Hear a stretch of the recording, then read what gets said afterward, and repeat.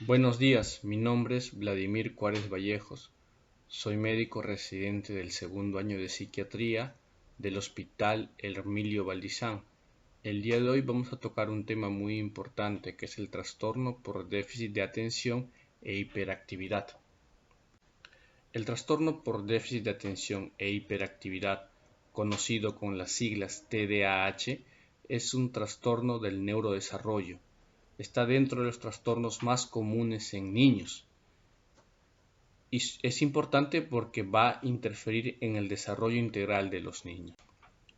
Respecto a su epidemiología, vemos que la prevalencia en niños en edad escolar es hasta de un 7.2% mundialmente. Va a afectar 3 veces más a niños que a niñas. Y puede llegar inclusive a presentarse en etapas más posteriores, en juventud y adultez. Hasta un 3.4% de personas van a tener presente ese trastorno entre los años de 18 a 44.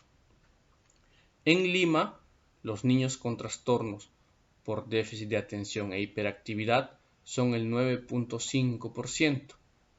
En niños varones son del 13.4%, en niñas mujeres del 5.8%. Es decir, que en un aula de clase típica de un colegio nacional de 30 niños, hasta 2 a 3 niños van a presentar esto. Vemos que las causas que originan este trastorno son múltiples, es multifactorial. Va a haber alteración en el desarrollo del sistema nervioso central, donde los factores van a ser principalmente genéticos, alteraciones genéticas, que van a estar asociados a otros factores ambientales hasta en un 20%, por ejemplo, alteraciones a nivel de los momentos perinatales, también otros factores como el consumo de alcohol y tabaco en la madre y otros factores psicosociales tanto en los padres como en el mismo niño. Respecto al mecanismo que es cómo se produce este trastorno, va a estar asociado a un desbalance de neurotransmisores, que esto va a alterar la señalización en diversas vías del cerebro, especialmente asociados a alteraciones en la noradrenalina y en la dopamina en diversas regiones del cerebro.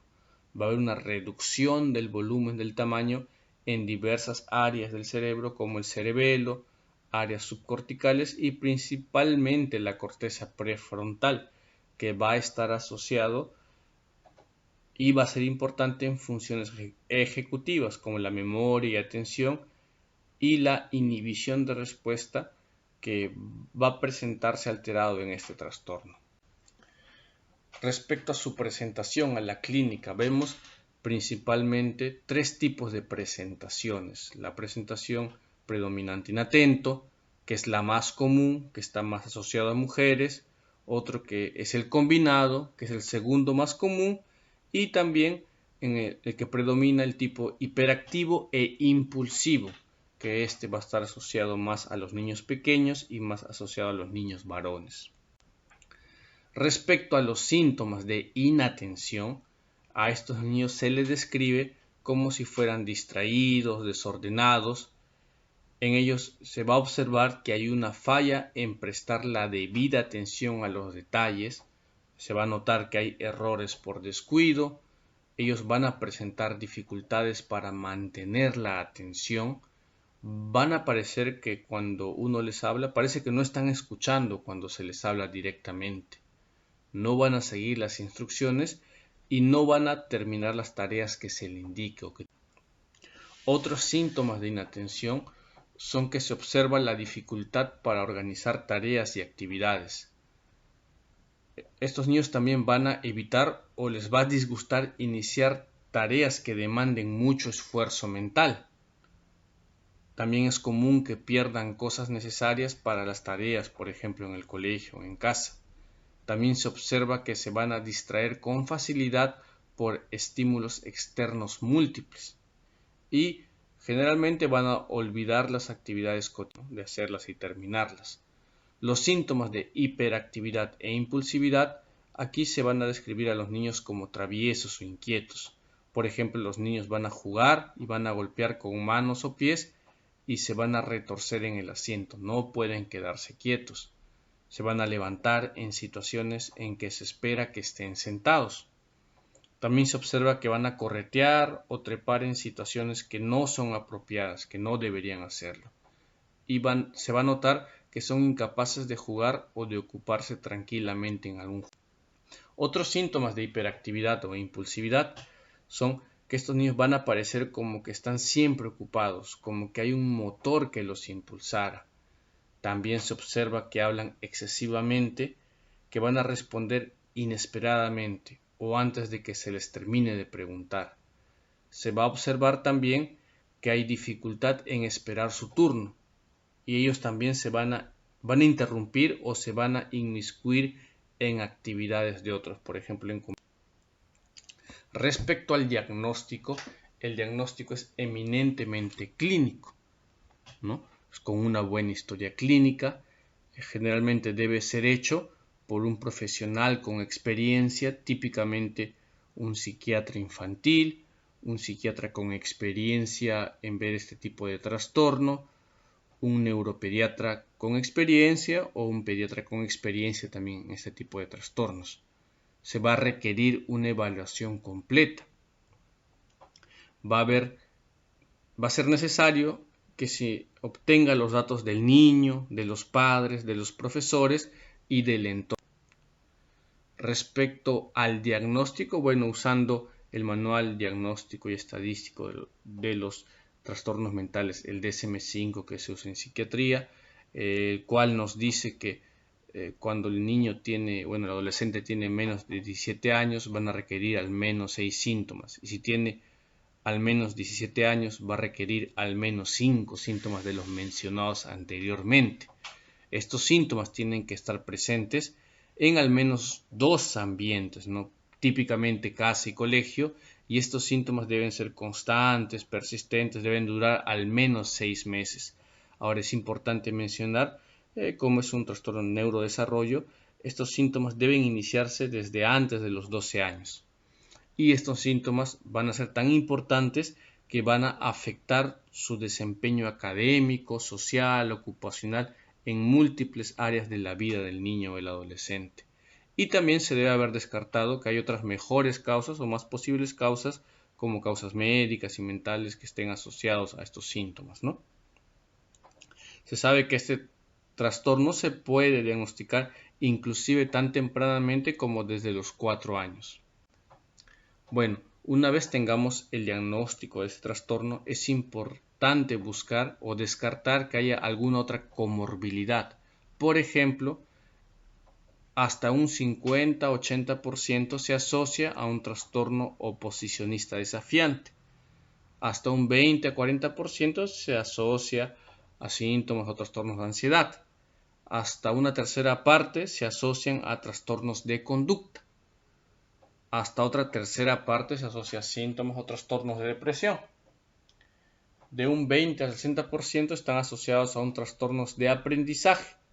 De un 40-60% se asocian a problemas en lectura y la escritura y hasta en un 15% están asociados a consumo de sustancias y drogas. Bueno, respecto a la evolución, como dijimos anteriormente, inicia tempranamente, puede iniciar inclusive desde los 4 años y la sintomatología generalmente va a ir en aumento hasta un pico de síntomas que se daría a los 4 años. Estos síntomas pueden persistir inclusive hasta la adolescencia y la adultez. Bueno, como sabemos, 2 tipos de síntomas principalmente, los síntomas de hiperactividad e impulsividad y los síntomas de inatención. Pues los síntomas de hiperactividad e impulsividad son más evidentes en la infancia más temprana. En la adolescencia estos pueden ir disminuyendo y van a disminuir mucho más en la edad adulta, donde tal vez se puede presentar más que una hiperactividad o impulsividad, una inquietud interna. Vemos, sin embargo, que los síntomas de inatención, estos problemas de inatención sí van a ser más persistentes en estos niños o adolescentes y que inclusive van a perdurar hasta la edad adulta y que le van a causar muchas dificultades en diversos ámbitos de su vida, ¿no? Como en la escuela, instituto, universidad y trabajo. Eso respecto a los síntomas. El manejo de personas que tienen este trastorno, el TDAH, para su manejo adecuado, tiene que haber un diagnóstico precoz y oportuno. Es muy importante ello. Se sabe que el manejo es integral, multimodal, es multisectorial, con importante participación del sector educativo. Vemos que debe haber una intervención educativa adecuada y también con énfasis en la familia, en los padres, ¿no? Una intervención familiar es necesaria. Vemos que en un primer manejo, un primer pilar, es la psicoeducación de los niños, de los padres, también de los profesores y del entorno más cercano. Ahora, la primera línea de manejo es la terapia psicológica, la psicoterapia. Vemos que principalmente la terapia conductual en los niños, donde se va a ir modificando la conducta de estos niños. También se va a ir a hacer el entrenamiento de las habilidades necesarias y además también se puede usar la terapia cognitivo-conductual, donde además de modificar la conducta se puede modificar los modos de pensar del niño. También es importante remarcar que la actividad física también ayuda a mejorar esta sintomatología, ¿no? Entonces, es importante la asociación entre la familia, el sistema de salud y la escuela para poder hacer intervenciones adecuadas, ¿no? Ahora, generalmente en niños que tengan menos de 6 años no se recomienda iniciar con fármacos. Es más el énfasis en estas intervenciones y en la psicoterapia. Pero si el niño ya tiene más de 6 años y los síntomas causan muchas molestias, ya podría usarse intervenciones farmacológicas, ¿no? De las que tienen efectividad hasta un 70-80%, principalmente los fármacos estimulantes, como el metilfenidato, ¿no? Existen otros fármacos que tienen, también buena efectividad, tal vez un poco menor, como la atomoxetina, que es un no estimulante, ¿no? Estos fármacos se van a usar, como ya se dijo, especialmente si el niño tiene más de 6 años, ¿no? Bueno, eso sería todo. Es importante remarcar que este trastorno es prevalente en la comunidad a nivel mundial y lo principal es un diagnóstico temprano y precoz y una intervención conjunta, tanto con los padres como con la escuela, para poder dar al niño la mejor opción para un adecuado desarrollo. Bueno, muchas gracias.